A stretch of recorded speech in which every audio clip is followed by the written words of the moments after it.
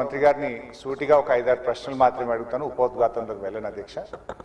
ముందుగా అసలు ఈ మూసీ మోడర్నైజేషన్ ప్రాజెక్టుకు ఎంత ఖర్చు అవుతుంది? ఒకసారి ముఖ్యమంత్రి గారు 1,00,000 కోట్లు ఖర్చు పెడుతున్నామన్నారు, ఒకసారి 1,50,000 కోట్లు ఖర్చు పెడతామని డిఫరెంట్ టైమ్స్లో డిఫరెంట్ స్టేట్మెంట్స్ వచ్చాయి. అసలు ఈ మూసీ ప్రాజెక్టు సుందరీకరణ మీద రాష్ట్ర ప్రభుత్వం ఎంత ఖర్చు పెట్టాలనుకుంటుంది?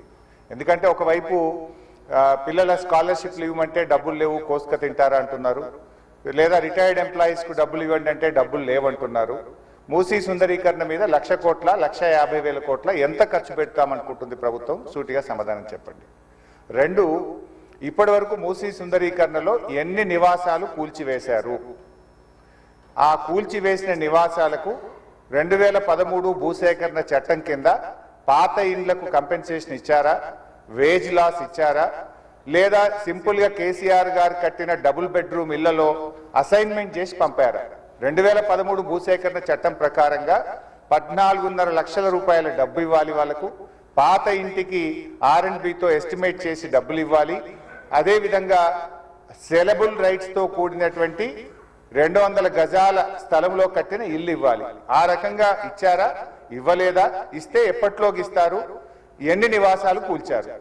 ఇంకా మీరు ఐడెంటిఫై చేసి కూల్చవలసిన ప్రభుత్వ ప్రైవేటు ఇల్లు ఎంత భూమి ప్రభుత్వ ప్రైవేట్ సేకరిస్తున్నారు? సమాధానం చెప్పండి.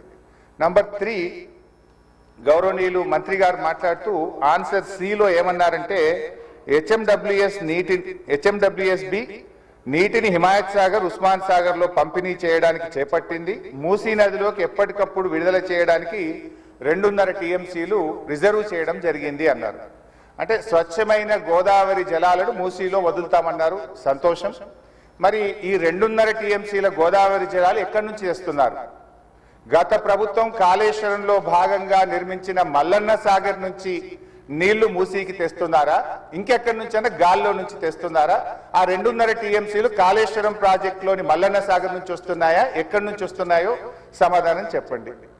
తర్వాత అధ్యక్ష, ఈ మూసీ మీ నియోజకవర్గంలోని వికారాబాద్ నుంచి ఆ అనంతగిరి కొండల నుంచి స్టార్ట్ అవుతుంది.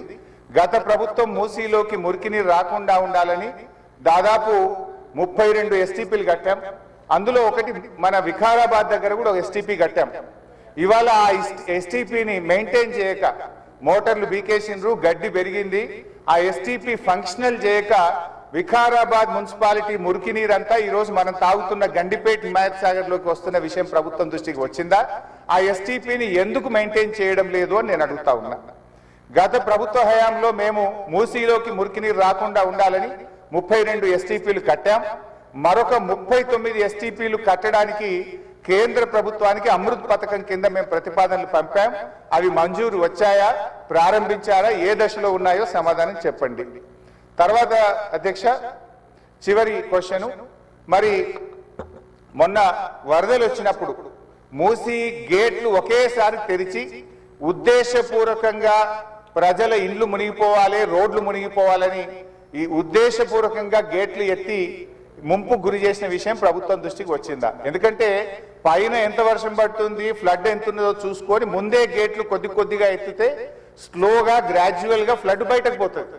కానీ గేట్లు ఆపిపెట్టి ప్రాజెక్టు మొత్తం నిండిన తర్వాత ఒకేసారి గేట్లు తెరవడం ద్వారా ఓఆర్ఆర్ యొక్క మరి పక్కనుండేటువంటి రోడ్లు కానీ ఓఆర్ఆర్ యొక్క మన పక్కనుండే రోడ్లు, ఇండ్లు ముంపు ఉద్దేశపూర్వకంగా కావాలనే ప్రభుత్వ పెద్దల యొక్క ఆదేశాలతో ఈ గేట్లు ఎత్తి ముంపు గురి చేసిన విషయం ప్రభుత్వం దృష్టికి వచ్చిందా?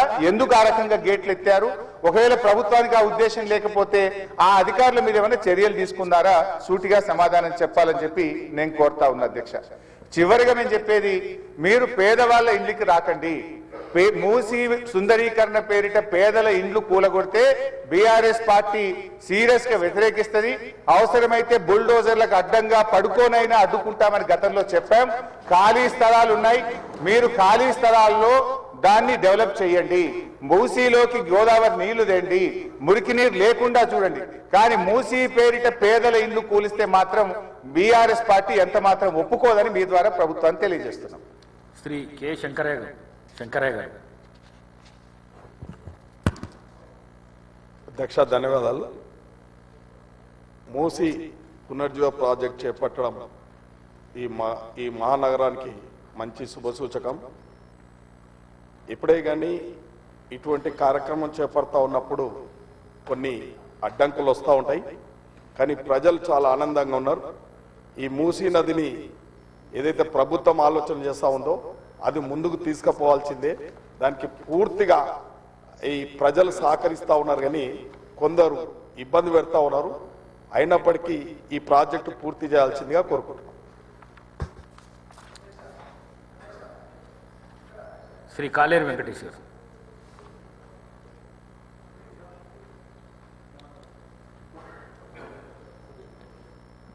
మొత్తము హైదరాబాద్ నగరంలో ఉండే కాన్స్టిట్యున్సీలలో